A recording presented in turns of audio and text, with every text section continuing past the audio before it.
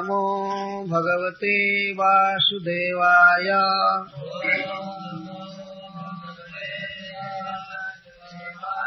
ॐ नमो भगवते वासुदेवाय।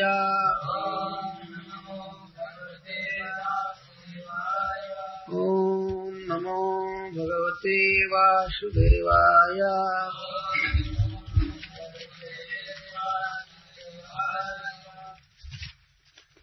श्रीशुक उवाच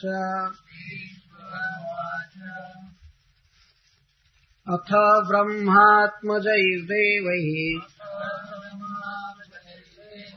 प्रजेशैरावृतोऽभ्यगात् भवश्च भूतभव्येषु ययौ भूतगणैर्वृतः इन्द्रो मरुद्भिर्भगवान् आदित्या वसवस्विनौ ऋभवोऽङ्गिरसो रुद्रा विश्वे साध्याश्च देवतः गन्धर्वाप्सरसो नागः सिद्धचारणगुह्यकः ऋषयः पितरश्चैव सविद्याधरकिन्नरः द्वारकामुपसञ्जग्मुः सर्वे कृष्णदिदृक्षवः वपुषा येन भगवान् नरलोकमनोरमः यशोदितेने लोकेषु सर्वलोकमलापहम् तस्यां विव्राजमानायां समृद्धायां महर्षिभिः व्यचक्षता वितृप्ताक्षः कृष्णमद्भुतदर्शनम् स्वर्गोद्यानोपगमैः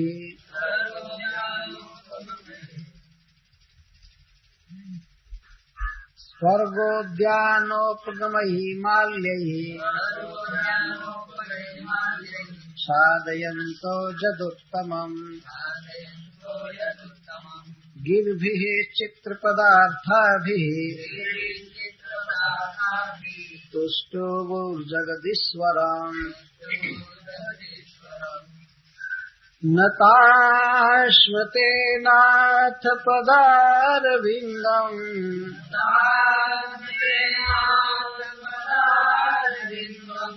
बुद्धीन्द्रिय प्राणमनो वचोभिः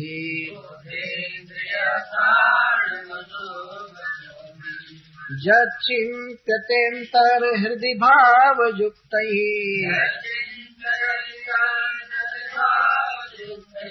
मुमुक्षुभिः कर्ममयोरुपाशा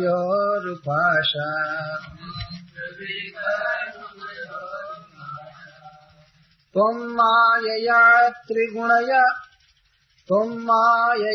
त्रिगुणयात्मनि दुर्विभाव्यम्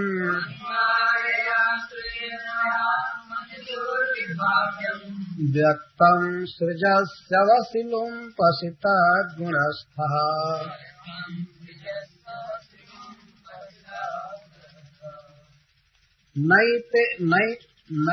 नैतैर्भवानजित कर्मभिरज्यते वै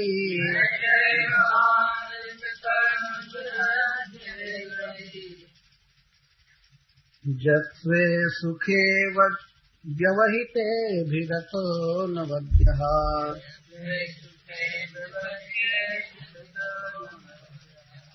शुद्धिर्नृणां न तु तथेज्य दुराशयानाम्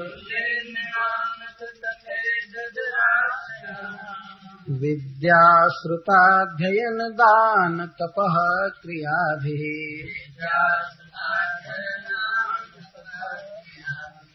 सत्त्वात्मनां ऋषभतेजससि प्रवृद्धा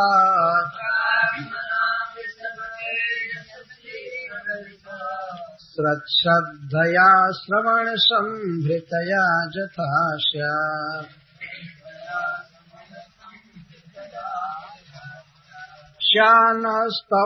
श्यानस्तवाङ्घ्रिरशुभाशय धूमकेतुः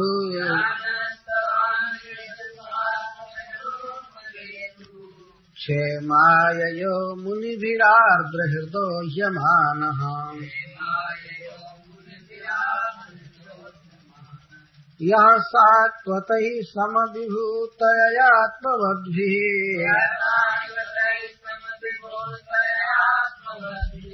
जिह्वेर्चितः सवनसः स्वरति क्रमाय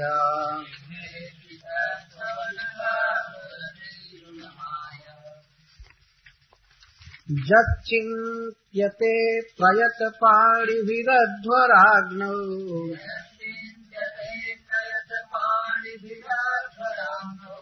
त्रय्या निरुक्तविधिने सह वीर्गृहीत्वा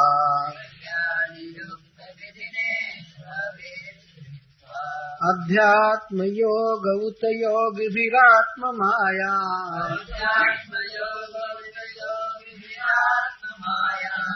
जिज्ञासुभिः परम भागवतैः परीष्टः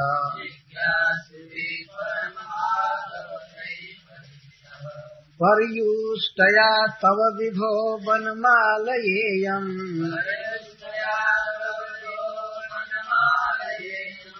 संस्पर्धिनी भगवती प्रतिपत्निवत्श्रीः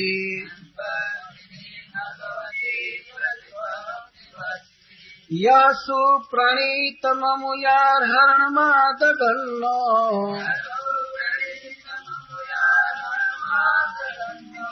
भूयात् सदाङ्घ्रिरशुभाशय धूमकेतुः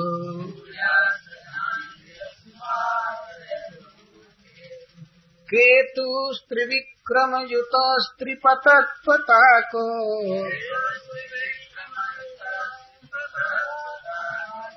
यस्ते भयाभयकरो सुरदेव चमुः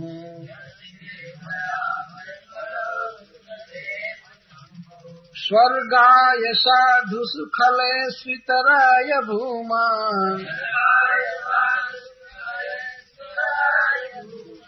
पादः पुनातु भगवन् भजतामघन्नः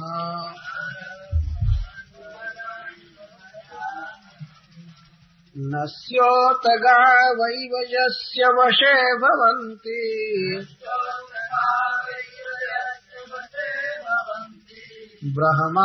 ब्रह्मादयस्तनुभृतो मिथुरर्ड्यमानः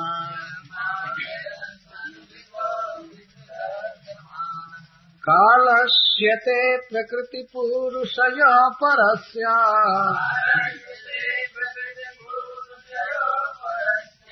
सम्नस्तनोतु चरणः पुरुषोत्तमस्य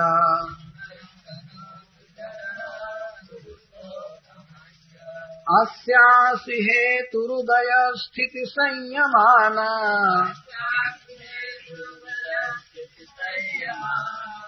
अव्यक्त जीव महतामपि कालमाहुः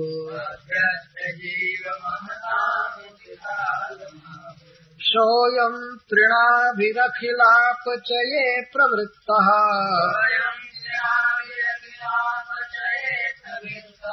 कालो गभीरदय उत्तमपुरुषस्त्वम्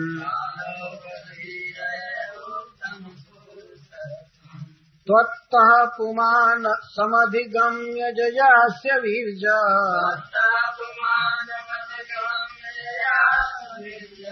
धत्ते महान्तमिव गर्भममोघवीर्यः सोऽयं तथानुगतयात्मनयाण्डकोशम् हैमं ससर्ज बहिरावरणैरुपेतम्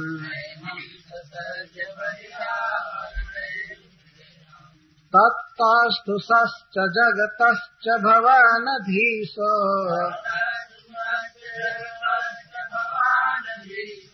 जन्माययोऽथ गुणविक्रिययोपनीतान् अर्थाञ्जुषन्नपि ऋषिकपतेन लिप्तो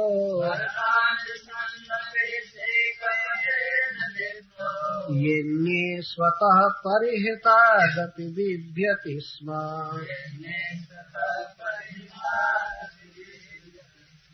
स्मायावलोकलवदर्शितभावहारी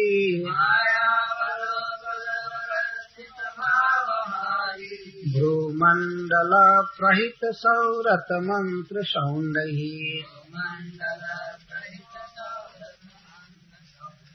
पत्न्यस्तु षोडशसहस्रमनङ्गबाणैः यस्येन्द्रियं विमथितुं कर्णैर्न बिभ्यः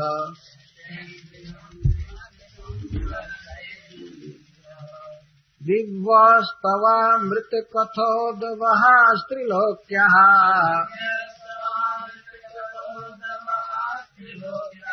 पादावनेज सरितः शमलानि हन्तुम्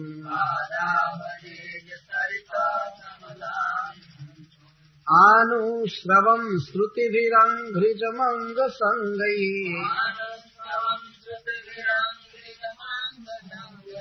तीर्थद्वयं शुचिसदस्तमुपस्पृशन्ति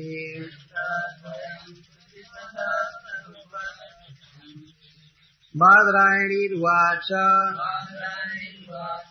इत्यभीष्टूय विबुधैः शेषः शतधृतिर्हरिम् अव्यभाषत गोविन्दम् प्रणम्याम्बरमाश्रितः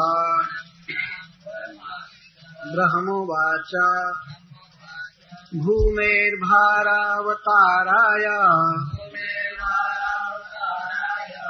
पुरा विज्ञापितः प्रभो त्वमस्माभिरशेषात्मन् तत्तथैवोपपादितम् धर्मश्च स्थापितः सत्सु सत्यसन्धेषु वै त्वया कीर्तिश्च दिक्षु विक्षिप्ता सर्वलोकमलापः अवतीर्य जदोर्वंशे बिभ्रदरूपमनुत्तमम् कर्माणुद्दामवृत्तानि हिताय जगतो कृतः यानि ते चरितानीश मनुष्यः साधवः कलौ शृण्वन्तः कीर्तयन्तश्च करिष्यन्तम् यशा तमः जदुवंशेऽवतीर्णस्य भवतः पुरुषोत्तम सरक्षतं व्यतीयाय पञ्चविंशाधिकं प्रभो नाधुनातिखिलाधार देवकार्यावशेषितम् कुलं च विप्रशापेन नष्टप्रायमभूदिदम् ततः स्वधाम परमम् विशस्व यदि मन्यसे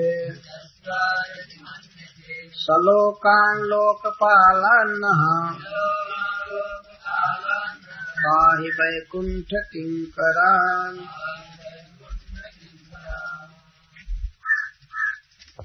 श्रीशुक उवाच श्रील सुखदेव गोस्वामी ने कहा, अथा उसके बाद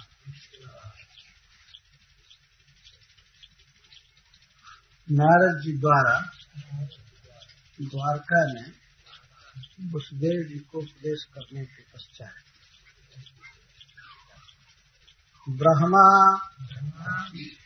श्री ब्रह्मा आत्मदही अपने पुत्रों के साथ, शनकादि आदि के साथ, देवही और देवताओं के साथ, प्रजेशही प्रजापतियों के साथ, आवृतः घिरे हुए, अभ्यगात आए, भवश्च और भव भगवान शिव, भूत भव्येशः जो भूतों के प्राणियों के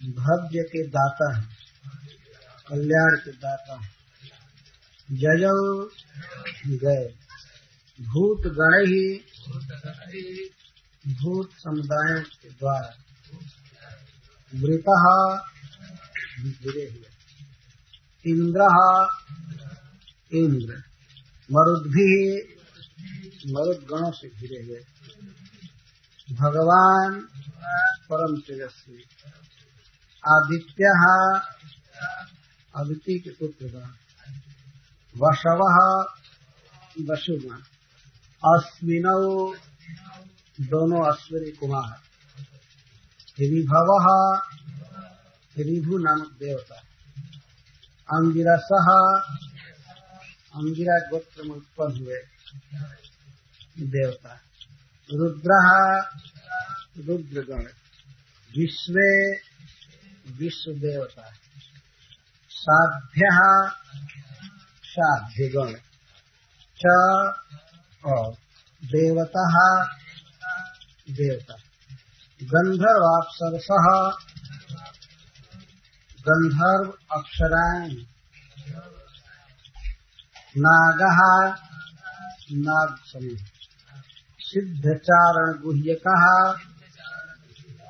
सिद्धचारण गुह्यक, विषयः ऋषिगण, पितरः पितृगण, सविद्याधर किन्नरः विद्याधर और किन्नरों के साथ, द्वारका द्वारकापुरी, उपसंजग्मुः बड़ी श्रद्धा और लालसा से गए, सर्वे समस्त, कृष्ण दिदृक्षवः कृष्ण को देखने की लालसा से, वपुषा वपुषे, जेना जिससे, भगवान स्वयं भगवान, सर्व नर लोक मनोरमः नर लोक में मनुष्य समाज में अतिशय रमणीय हैं, जशः जस, वितेने विस्तारितवान, लोकेषु लोकों में, सर्वलोक मलापहम समस्त जीवों का मल दूर करने वाला, और विद्या सहित पाप को समाप्त करने वाला।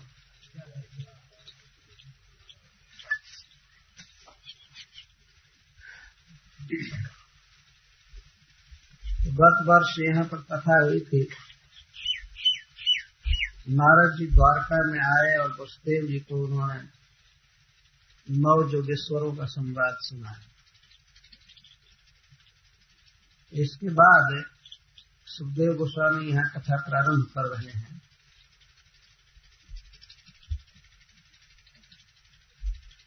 इस अध्याय में ब्रह्मा आदि समस्त देवताओं के द्वारा भगवान श्री कृष्ण ने की प्रार्थना है अपने धाम वैकुंठ लौटने के लिए। षष्ठे ब्रह्मादि स्तुत्वा गंतुम विज्ञापितम हरिम उद्धव प्रार्थयामास स्वधाम नय मान। और इसी अध्याय में यह भी वर्णन है कि उद्धव जी भगवान श्री कृष्ण से प्रार्थना करने लगे, हमें भी अपने धाम ले चलिए। तो भगवान से यह कहने के लिए कि भगवान अपने वैकुंठ धाम लौट जाएं इस प्राकृतिक जगत से, ब्रह्मा जी समस्त देवताओं के साथ, प्रजापतियों आदि के साथ आए हैं द्वारका। यही कथा प्रारंभ कर रहे हैं। अथ का अर्थ है वसुदेव नारद संवाद के बाद। आत्मजई देवई प्रजेशई आवृत। ब्रह्मा जी जब द्वारका आए तो उनके साथ कौन कौन लोग थे इसका वर्णन कर रहे हैं। आत्मजई देवई प्रजेशई, ब्रह्मा जी के पुत्र थे उनके साथ, जिनमें शनकादिक का सबसे श्रेष्ठ स्थान है। 4 भाई शनकादिक और भी नारद जी इत्यादि और मरीचि आदि। ब्रह्मा जी के जो पुत्रगण हैं, जो इस विश्व में अक्षय महान व्यक्तित्व वाले हैं, तो वे पुत्र थे। और देव जिनका वर्णन आगे आ रहा है, जिनमें इंद्र प्रधान है, देवताओं के साथ ब्रह्मा जी और प्रजेश प्रजापतियों के साथ। प्रजापतियों मरीचि जी सबसे प्रधान, दक्ष मरीचि आदि। इनसे ब्रह्मा जी आवृत घिरे हुए। इसका अर्थ है कि ब्रह्मा जी केंद्र में है, श्रेष्ठ है, अभ्यगार आए। इसके साथ ही साथ उनके यह सुन करके कि ब्रह्मा जी द्वारका की यात्रा करने जा रहे हैं, तो भगवान शिव भी अपने भूतों का समुदाय लेकर चले द्वारका। भगवान शिव के लिए सुखदेव गोस्वामी एक विशेषण दे रहे हैं, भूत भव्यीश। भूतानां प्राणिनां भव्यस्य कल्याणस्य ईशः दाता। जो समस्त प्राणियों के कल्याण के दाता हैं, उनको भूत भव्येश कहते हैं। ईशः का अर्थ नियामक, दाता। भव्य का अर्थ होता है मंगल, कल्याण। भूत भव्येश समस्त भूतों के लिए, प्राणियों के लिए क्या मंगल है। भगवान का नाम सबसे बड़ा मंगल है और भगवान की कथा मंगल है, और इसके मंत्री हैं भगवान शिव, इसके दाता। मंगल भवन अमंगल हारी उमा सहित जय चपत तुरारी। भगवान का नाम है सबसे बड़ा मंगल, भगवान शिव इसे जपते। अन्य देवता या अन्य लोग जिस प्रकार संसार के भोगों में रहते हैं, तो इन भोगों का आदर्श सीख करके जीव सुखी नहीं हो सकते। वास्तविक मंगल है जीव का भोगों के त्याग में, भगवान की भक्ति में, और इसके आदर्श हैं भगवान शिव। उनके आचरण में, उनकी वाणी में कोई सीख सकता है किस प्रकार भगवान में अपने मन को रखना चाहिए। अच्छा, तो यह प्रश्न उठता है कि भगवान शिव को या ब्रह्मा जी को भगवान कृष्ण से कुछ कहना था, तो ये दोनों आ गए होते अकेले। इतनी बड़ी पार्टी लेकर के आ रहे हैं, पूरा विश्व ही आ गया, पूरा देवलोक, ब्रह्मलोक से लेकर के स्वर्ग पर्यंत सभी देवता आए और कैलाश से समस्त भूत भी आ गए। इसका उत्तर आगे दिया जा रहा है। सर्वे कृष्ण विदृक्षव, सभी भगवान कृष्ण को देखने के लिए ललायत। इनमें से और लोग तो पहले देख चुके थे, परंतु देखने के बाद उनकी देखने की लालसा और बढ़ गई। भगवान श्री कृष्ण का ऐसा सौंदर्य है कि जो व्यक्ति एक बार देखता है उसे वो कोटि कोटि बार देखना चाहता है, देखने के बाद तृप्ति नहीं होती। और वे जब जा करके अपने घर में धाम में वर्णन करते हैं कृष्ण के सौंदर्य का, तो वहाँ के जितने निवासी हैं वो सब ललायत हो जाते हैं कृष्ण को देखने के लिए। तो भूत तो होड़ मचा रहे थे, हम चलेंगे, लेकिन भगवान शिव रोके हुए थे कि एक साथ चलेंगे किसी दिन, अवसर नहीं। इसीलिए भूत गण ही वृता, भूत गणों के साथ चले। तो वो कोई जीव ऐसे नहीं है जिनको द्वारका जाना चाहिए भीड़ मचाने के लिए, लेकिन सब कृष्ण को देखने के लिए जा रहे हैं, इसलिए भगवान शिव साथ में भाव गए भूत गणों से आवृत होकर के, और ब्रह्मा जी गए देव प्रदेश और आत्मजों से भी। जो जिस लोक में है, जैसा जिसका समाज है, पूरे समाज के साथ भगवान की भक्ति करनी चाहिए। यहाँ एक सिद्धांत ध्वनित हो रहा है। ऐसा नहीं चुपके से कुछ जाकर भगवान से कह दिया। देखिए, जब अवतार कराने की बात आई तब भी ब्रह्मा जी समस्त देवताओं के साथ गए क्षीर सागर के पास, और भगवान से जब यह कहने का अवसर आया कि अब पृथ्वी का भार दूर हो गया और इसके साथ ही साथ विश्व का अनंत काल तक हित करने वाली आपकी कीर्ति, आपकी कथा सुधा इस जगत में प्रवाहित है, अतः हम ऐसा मानते हैं कि हे नाथ, अब आपको इस प्राकृतिक जगत में नहीं रहना चाहिए। हमारी प्रार्थना से आप यह स्वीकार किए, आपके रहने की जगह नहीं, लेकिन हमारी प्रार्थना से, देवताओं की प्रार्थना से आप यहाँ आए, यहाँ तक युद्ध भी किए, कई तरह का हमको ऐसा अनुभव हो रहा है कि आपको क्लेश होता होगा, अतः आप अपने ध्यान में चाहिए। यह जब कहना हुआ तब भी ब्रह्मा जी समस्त देवताओं के साथ है। महान पुरुष जो होते हैं उनमें कोई प्राइवेट जीवन नहीं होता। आजकल प्राइवेट शब्द बहुत प्रसिद्ध है,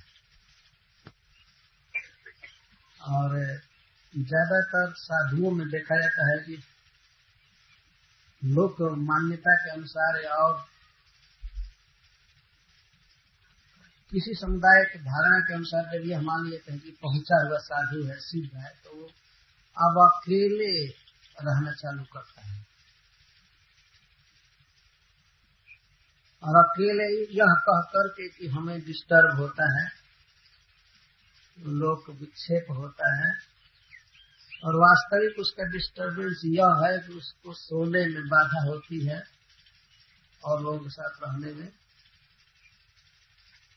तंद्रा और निद्रा में बाधा पड़ती है लोग के कारण। इसलिए अब लोग अपना अलग अलग कुटिया बनाकर उसी में ज्यादा देर तक पड़ेगा। लेकिन हम ऐसा नहीं जानते हैं कि भगवान शिव और ब्रह्मा जी कभी एकांत में कुटिया में रहे, प्रकट रहते हैं, भगवान के कीर्तन करते रहते हैं, कथा कहते रहते हैं, सुनते रहते हैं, कहीं जाते आते हैं तो भी पूरा झुंड के साथ आते जाते हैं। हरे कृष्णा कृष्णा कृष्णा हरे हरे, हरे राम हरे राम। तो विश्व के सबसे श्रेष्ठ देवता ब्रह्मा जी और भगवान शिव जो महादेव हैं, ये सब अपने अपने गुणों के साथ द्वारका आए। बहुत सुंदर भाव यहाँ व्यक्त है कि इस तरह से सबको चाहिए कि अपने समुदाय के साथ भगवान की भक्ति करें। कौन कौन देवता आए, समुदायवाचक और किसी का नाम बता रहे हैं। इंद्रो मरुद्भिर्भगवान आदित्या वसवस्विनौ विभवो अंगिरसो रुद्रा विश्वे साध्याश्च देवतः। या तृतीया में न कहकर प्रथमा में कह रहे हैं सुखदेव गोस्वामी। इंद्रादि देवताओं से घिरा हुआ यहाँ न कहकर स्वतंत्र इंद्र भगवान आदि का वर्णन कर रहे हैं। इसका अर्थ यह है कि आवृत और वृत यहाँ भी लगाना पड़ेगा। एक वचन द्विवचन बहुवचन के अनुसार भगवान इंद्र मरुद भी आवृत या वृत यह मरुदगण नित्य मित्र हैं भगवान इंद्र के। देखिए इस प्रकार से देवताओं की भक्ति सूचित हो रही है भगवान के प्रति। द्वारका जाना एक साधारण सी बात कहनी है कि हे नाथ अब आप इस कुत्सित प्राकृतिक जगत से अपने नित्य सुखमय धाम में चले जाए, इतना ही कहना। लेकिन यह कहना मात्र ही प्रयोजन नहीं है, वास्तविक प्रयोजन है भगवान का दर्शन करना। क्योंकि जब तक वे प्राकृतिक जगत में हैं तभी तक उनका दर्शन हो पाता है। तो जब तक भगवान इस प्राकृतिक जगत में रहते हैं तब तक कोई भी जीव उन्हें देख सकता है उनकी कृपा से। लेकिन जब वे अपने अप्रकट परव्योम स्थित धाम में वैकुंठ में चले जाते हैं तो उनकी कृपा होने पर भी उनको देखना कठिन है।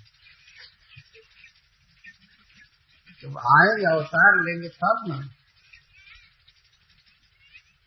इसलिए लगता है कि समस्त देवता एक बार भगवान को आंख भर कर देख लेने के लिए आए। ऐसे बीच बीच में आया करते थे। सप्त सर्व परमेष्ठित रोगा वेणु गीत में आया था, जुगल गीत में ब्रह्मा जी, इंद्र भगवान और शिव जी ये सभी आते थे प्रतिदिन कृष्ण का दर्शन करने के लिए। अब जब भगवान द्वारका में रहने लगे तो उस समय भी आते थे। लेकिन अब अंतिम दर्शन है भगवान का, इसलिए आते हैं।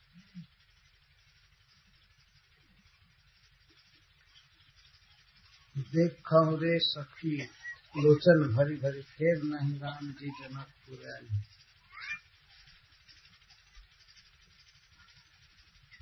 वास्तव में इस प्राकृतिक जगत के जीवों का, विशेष करके पृथ्वी पर रहने वाले मनुष्यों का बहुत बड़ा सौभाग्य, असमोर्ध सौभाग्य समय होता है जब भगवान में रहते हैं।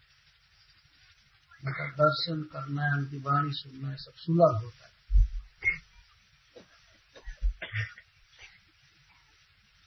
लेकिन जैसे मैं कहा करता हूँ इस श्लोक में, जैसे पिता स्वयं ही अपनी पुत्री का विवाह ठीक करता है और उसको विदा करता है, और जब पुत्री जाने लगती है ससुराल तो पिता या माता रोने लगते हैं। ये देवता स्वयं ही दुखी है भगवान को यह कहने में कि आप जाइए अपने धाम में, लेकिन फिर भी कहना है। लालसा से आए देखने के लिए हृदय में एक बहुत बड़ा दुख भी है कि भगवान का अब दर्शन नहीं होगा, वो चले जाएंगे अपने धाम।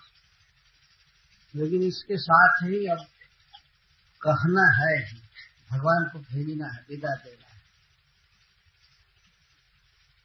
तो भगवान इंद्र मरुद गणों के साथ आए और आदित्य का अर्थ है इंद्र के अतिरिक्त अन्य आदित्य।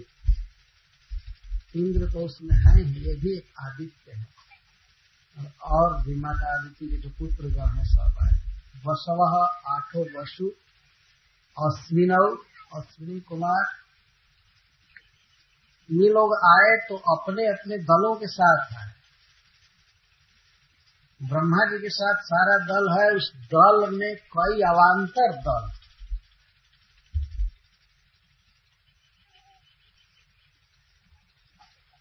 आजकल भी दल में कई दल हो गया होता जा रहा है। इस तरह से सबसे बड़ा ग्रुप जो है वो ब्रह्मा जी का है। ब्रह्मा जी में भी फिर कई कई गुट के देवता चल रहे हैं। केवल समूह वाचक के लिए कोई मनोभाव में या मत में अंतर नहीं है, तो संख्या गिनाने के लिए बात कही जा रही है। अश्विनी कुमार अपने अपने गणों के साथ है, विभु नाम के देवता गण ये अपने साथियों के साथ है, और अंगिरा जी के संतान तो अपने अपने साथियों के साथ, रुद्र और विश्व देवता, साध्य देवता, गंधर्व, अप्सराएं, नाग, सिद्ध, चारण, गुह्य, जक्षादि, कुबेर जी आदि, ऋषय, पितरः, ऋषिगण, पितृगण, विद्याधर और किन्नरों के साथ सभी आए द्वार, कोई बाकी नहीं रहे, यह अर्थ है। क्या उद्देश्य था द्वारका आने का? कृष्ण दिदृक्षव, कृष्ण को देखने की लालसा से युक्त सब आए। द्वारका उप संजग्म हो, उप और सम दो उपसर्ग लगे। उप का अर्थ है बहुत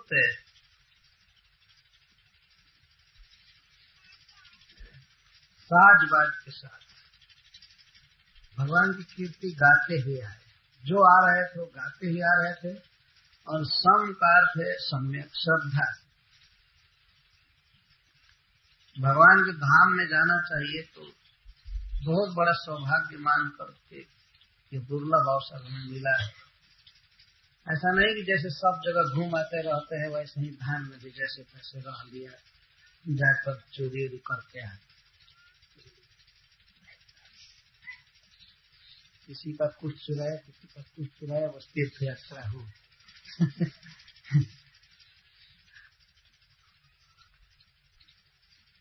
आजकल बहुत तीर्थयात्री जाते हैं ब्रज में, बहुत बहुत प्रकार की बातें सुनी जाती है।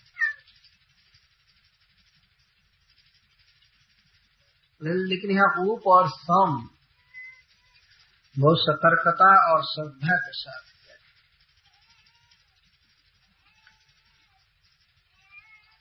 कृष्ण को देखने गए कि कृष्ण के बापू को देखने गए। सुखदेव गोस्वामी की भाषा देखिए, एक बार में कहते हैं कृष्ण को देखने की लालसा से गए। तो कृष्ण में और उनके बापू में भेद नहीं है, यह यहाँ दिखा रहे हैं। देह देही विभागोयम नेश्वरे विद्यते क्वचित, देह और देह वाला यह विभाग ईश्वर में नहीं है। तो कृष्ण को देखने की लालसा से गए और वर्णन कर रहे हैं कि वपुषा जेन भगवान नरलोक मनोरमा यशो बीतेने लोकेषु सर्वलोक मलापहम। जेन वपुषा, जिस वपु से, जिस नित्य नराकृति स्वरूप से भगवान नरलोक मनोरमा, नर समुदाय के लिए बहुत मनोरम है। वैसे भगवान के बहुत से रूप हैं और वे समस्त जीवों के लिए बड़े आकर्षक हैं, परंतु उनका जो अपना खास विग्रह है, स्वरूप है नराकार, इस नराकार वपु से भगवान नरलोक में अति रमणीय है। और ऐसे इस प्राकृतिक जगत में देखा जाए तो सजातीय प्रीति बहुत होती है।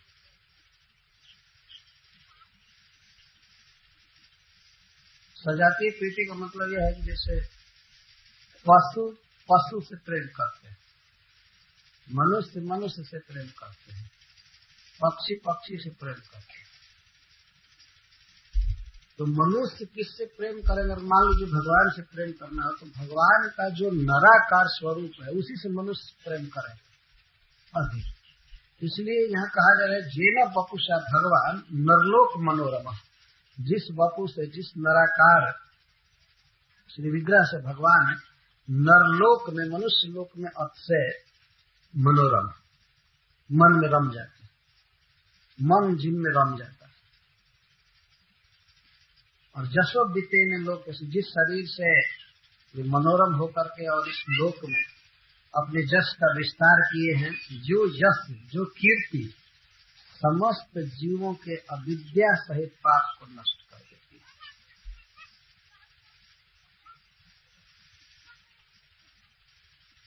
है। यह बहुत सुंदर वक्तव्य है। कृष्ण में और कृष्ण के वपु में भेद नहीं है, इसीलिए वहां कृष्ण और नीचे वपु शब्द का प्रयोग किया गया। जैसे इस जगत में देह देही विभाग है, देह भिन्न वस्तु है और देह वाला, देही जिसे कहते हैं, वह भिन्न वस्तु है। तो भगवान में देह देही विभाग नहीं, यह देह है और यह देह वाला है, उनका देह ही वे है। देही शब्द भगवान गीता में बार बार बोले, देही, देही माने देह वाला। जैसे धनी का अर्थ होता है धन वाला, देही का अर्थ होता है देह वाला। तो वाला तो हमेशा अलग होगा।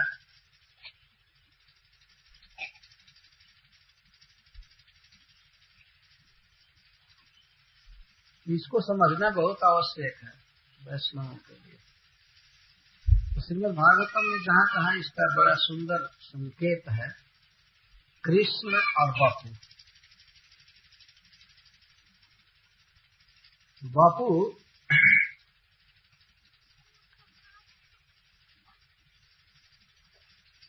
शरीर, देह,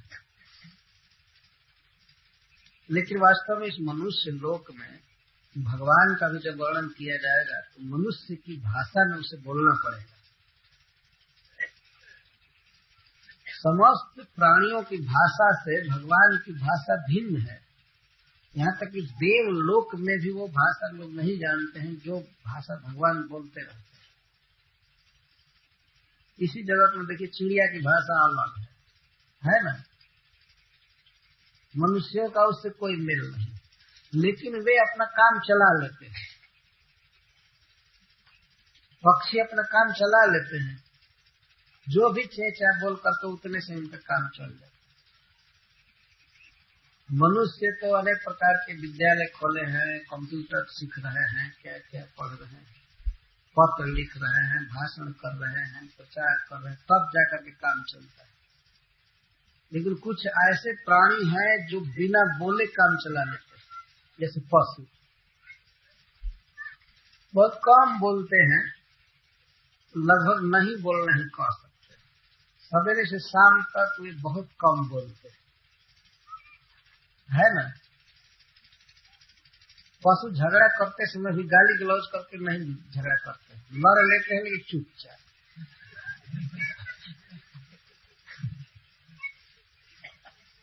उनमें भाषा विकसित नहीं है।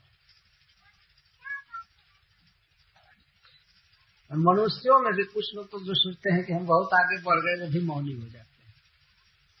सरसा चला लेंगे, झगड़ा करेंगे, लेकिन मौन नहीं।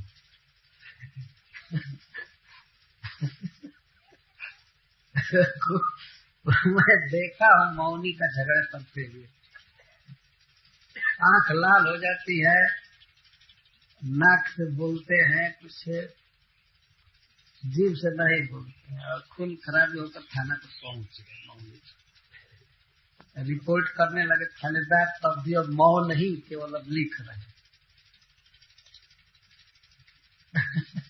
राजघाट के पास बनारस में देखा मौनी साधु का झगड़ा करते। तो जो भी है, इतने प्राणी हैं 84 लाख योनियों में, और सबकी अपनी अपनी भाषा है। एक एक व्यक्ति का, एक एक पक्षी का उच्चारण जो है, गला, वो एक पर्टिकुलर ढंग का, विशेष ढंग का है। भगवान की अद्भुत विशेषता है। इतने प्राणियों में अनेक प्रकार की भाषा बोली जाती है, कंठ, स्वर और राग आदि भिन्न भिन्न होते हैं। और भगवान इन सबसे विलक्षण हैं। उनका उच्चारण, उनका राग आदि तो कहना ही क्या। वे जो भाषा बोलते हैं दूसरे लोग समझ नहीं सकते, लेकिन जब भगवान मनुष्यों से बात करते हैं तो मनुष्य की भाषा बोलते हैं। देवताओं से बात करते हैं तो देव भाषा में बोलते हैं, क्योंकि भगवान सर्व भाषाविद हैं। कुछ भी उनके लिए अज्ञात नहीं है।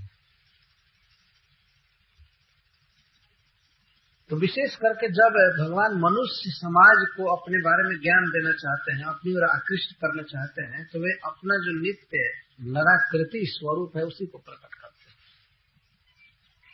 हैं। और यह निर्विवाद है कि ऐसे भगवान के अनेक अवतार हुए, नरसिंह अवतार, वामन अवतार, जो देवता में अवतार हुआ, मत्स्य अवतार, कूर्म अवतार, बहुत बहुत अवतार हुआ, लेकिन भगवान श्री कृष्ण का जो स्वरूप मनुष्य को आकृष्ट किया वह कभी नहीं देखा गया, न सुना गया। इसलिए वपुषा जेन भगवान नरलोक मनोरम, जिस वपु से भगवान नरलोक मनोरम, चेन वपुषा भगवान नरलोक मनोरमा जशो बितेन, जिस श्री विग्रह से भगवान नरलोक में अति रमणीय है और जिस श्री विग्रह से भगवान ने जश का विस्तार किया, तद अति सुंदरम वपुर दृक्षवल, उसी वपु को देखने के लिए, कृष्ण को देखने के लिए आए। चक्रवर्ती पाद लिखते हैं, जेन वपुषा नरलोक मनोरम स्तम कृष्णम दिदृक्षव इति अभेद उक्त्या वपुषः सकाशात् जीवस्य यथा भेद तथा न ईश्वरस्य इति ज्ञापितम जदुक्तम देह देहि विभागो यमनेश्वरे विद्यते क्वचित्। कृष्ण को देखने के लिए, वपु को देखने के लिए यहाँ अभेद उक्ति कह करके यह दिखाया जा रहा है कि जैसे जीव का देह के साथ भेद होता है, वैसे भगवान का देह के साथ भेद नहीं।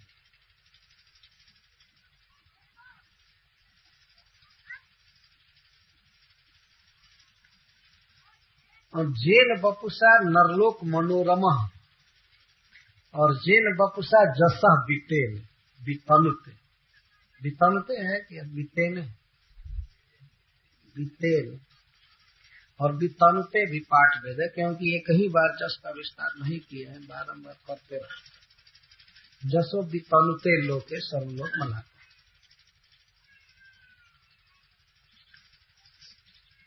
तो यहाँ सुखदेव गोस्वामी का एक बहुत बड़ा संकेत है, समग्र मानव समाज के लिए, नरलोक के लिए भगवान श्री कृष्ण मनोरम, अति सुंदर, उनसे प्रेम करना चाहिए।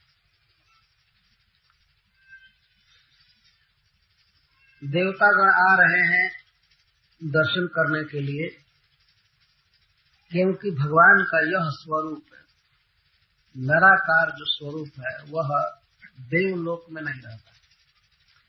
अभी आप यही देखिए कि ब्रह्मा जी एक देवता है और अन्य लोग जो आए हैं सब देवता है, तो वे लोग पृथ्वी का स्पर्श नहीं कर रहे हैं। अब भगवान पृथ्वी पर रखे हुए सिंहासन पर बैठे द्वारका, क्योंकि ये नरलीला कर रहे हैं, तो नर तो भूमि पर रहेगा और देवता ब्रह्मा जी हैं ही तो वे आकाश में रहते हुए ब्रह्मा जी धरती पर स्थित भगवान की स्तुति कर रहे हैं। यह विचारणीय बात है। ब्रह्मा जी भगवान के चरणों में प्रणाम नहीं किए, नीचे आकर जमीन पर लौटकर। इसका कारण यह था कि ब्रह्मा जी ने सोचा कि जब भगवान नरलीला कर रहे हैं तो इनको नरलीला करने देनी चाहिए, और हम लोग देवता हैं तो देवता की मर्यादा में रहे। देवतागण भूमि का स्पर्श नहीं करते। आगे बात आए तो विशेष रूप से ध्यान देने जो शब्द है, ये वपुषा भगवान नरलोक मनोरमा, तो उसी श्री विग्रह को देखने की लालसा से आए। ऐसे देवताओं को भगवान का दर्शन सर्वदा सुलभ है, लेकिन उस बपू का दर्शन सुलभ नहीं है जिस बपू से भगवान नरलोक मनोरम है। उपेंद्र आदि का दर्शन तो उन्हें हमेशा होता रहता है। भगवान वामन देव का दर्शन स्वर्ग में सदा सुलभ है। यहाँ तक कि चतुर्भुज रूप से भगवान का दर्शन बलि महाराज आदि को सर्वदा सुलभ है शीतल लोक में, और भी लोकों में भगवान का कोई न कोई स्वरूप घूमता रहता है, विराजमान रहता है। परंतु यह जो नरलोक मनोरम स्वरूप है, यह स्वर्ग में तो शायद ही कष्ट जाता है। माता अदिति को कुंडल देने के लिए, इंद्र को छत्र देने के लिए, भौमासुर का वध करने के बाद भगवान स्वर्ग गए थे, लेकिन उसके बाद उनके स्वर्ग जाने का कोई वर्णन नहीं। से पाताल लोक में भी गए थे ब्राह्मण के मरे हुए पुत्र को लाने के लिए, वे यमराज के लोक में भी गए थे अपने गुरु पुत्र को लाने के लिए। वे घूमते थे, बहुत कम, बहुत थोड़ा अवसर मिलता था। परंतु मनुष्य लोक में तो सदा रहे, जब तक प्रकट रहे अवतार लेकर के, द्वारका में रहे, मथुरा में, वृंदावन में, इस तरह सुलभ। तो मनुष्यों का इस दृष्टि से सबसे बड़ा सौभाग्य है, खास करके स्वयं भगवान श्री कृष्ण से प्रेम करने का सुनहला अवसर है मनुष्यों का। तो उसी श्री विग्रह का या भगवान श्री कृष्ण का दर्शन करने के लिए ब्रह्मा जी शिव जी अपने समस्त समुदायों के साथ गए। तो तस्याम विभ्राजमानायाम समृद्धायाम हर्षिभि व्यचक्षता वितृप्ताक्षा कृष्णमद्भुत दर्शनम। महर्षिभि समृद्धायाम विभ्राजमानायाम, महान रिद्धिभि, महद रिद्धिभि, महारिद्धिभि, महर्षिभि समृद्धायाम, जो महान धन से समृद्ध थी उस द्वारका में, और जो अतिशय देदीप्यमान हो रही थी, चमक रही थी, ऐसी द्वारका में, तस्याम द्वारका है,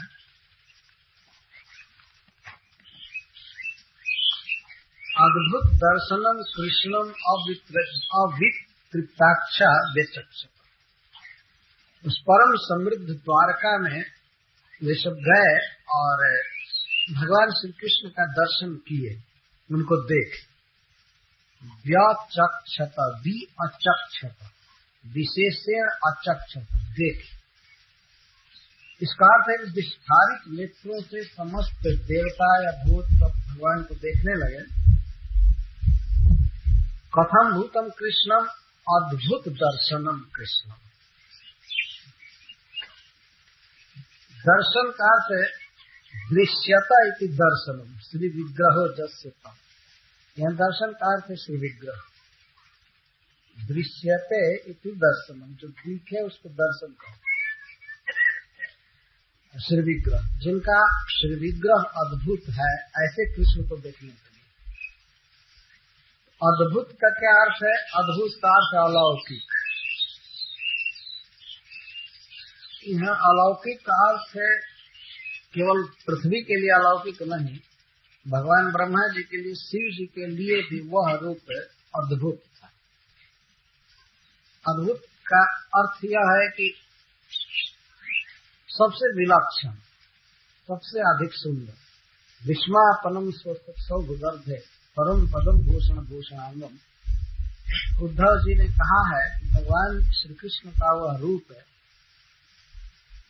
विस्मापनम सौभगर्भे, भगवान की सौभग रिद्धि विस्मापनम, भगवान श्री कृष्ण को भी विस्मय में डाल देते। विस्मापनम स्वस्थ,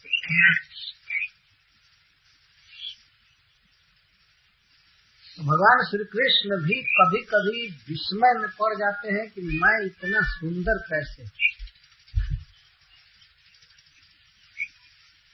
इस प्रकार से सारा जगत तो विस्मित होता ही है।